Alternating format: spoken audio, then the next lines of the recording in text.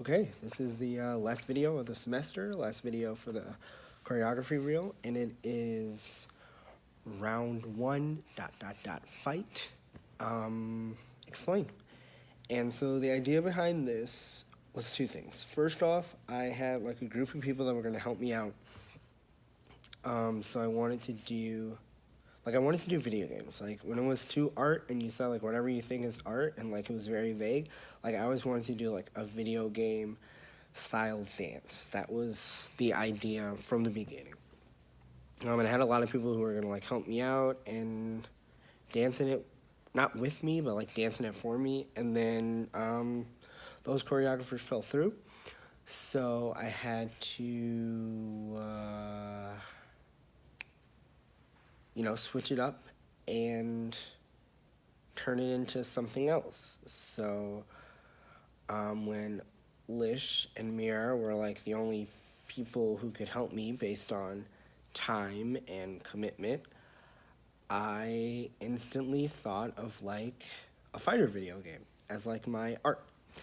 And so the idea behind that was like, how can I construct a dance that is also paying homage to the art of fighting video games? And so initially it was the two dancers like side by side, but also like facing off against each other.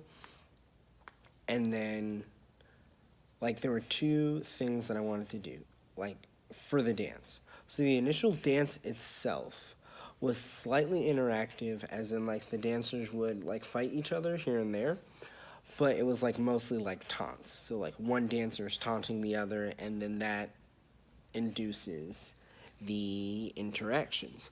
But another thing that I wanted to do for the dance was like I gave the freedom to my dancers for this, but I was like, sometimes in the dance, if you need to, just stop and like punch.